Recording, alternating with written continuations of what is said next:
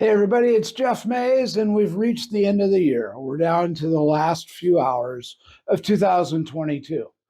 I think a year ago, we were sitting here thinking the same things as we were many years before, that the past is the past and the present is going to be better. But I think lots of times we don't necessarily clear that path by getting rid of the old stuff.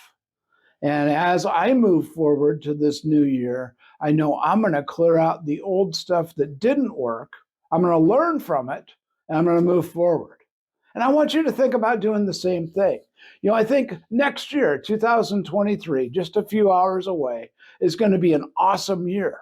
I think it's got great opportunity. But if you drag the stuff from 2022 with you into it, it'll probably be about the same as it was last year.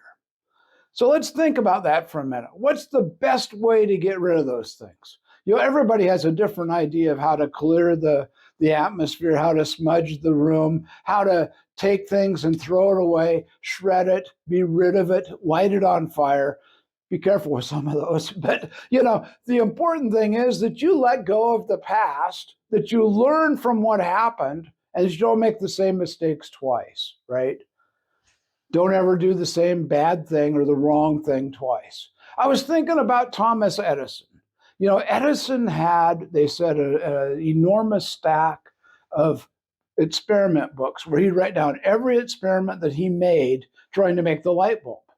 Now, he did that for a reason. He didn't want to have to make the same mistake twice, and that sometimes he could go back and maybe look at two things that he'd done and put them together in a different way.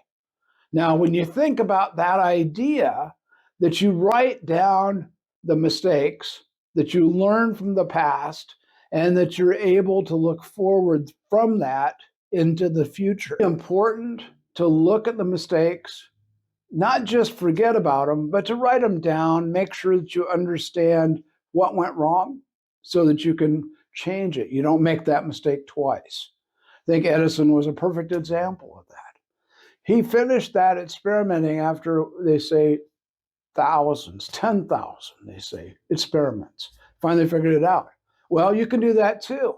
If you've given up on something last year and you still really have in the back of your head that you want to do it, I've got one of those things going on in my head right now that I still want to do it, but the timing wasn't really right last year. Write it down. Think about it. Start falling in love with it so that you're going to be able to do it. Because what we really have to start with is an idea. And then when we start with that idea, we turn it into a dream. We turn it into an image. We turn it into a finished product in our head so we can see what it looks like. And the reason we do that, and we build all the detail around it, is because then it's more easy for us to understand how it's going to feel, how it's going to taste, how it's going to be with us, what we're going to see, hear, smell, taste, and touch when we have that thing that we're dreaming about. Think about it for a minute. If you fall in love with something and you start to understand it totally before you get it, you're going to get it. There's no way around it. You call it the law of attraction, you can call it cause and effect, you can call it whatever you'd like to call it. But if you fall in love with an idea and you work towards it every day, you will get it. Success, as Earl Nightingale said, is the progressive worthy realization of a worthy ideal or worthy goal. You think about that. You progressively move towards it every day, and it makes it great. And you're going to get what you want, you're going to get what you desire, and you're going to get what you expect to get. That expectation and action are the two biggest parts of that equation. You've got to expect it, you've got to believe you'll have it, you got to expect it, and you got to take action to move towards it. It's not just going to fly at you out of the universe. You're going to have to work towards it. And when you work towards it, you're going to start to understand more and more about it. And that dream, that image that you have of it's going to grow and grow.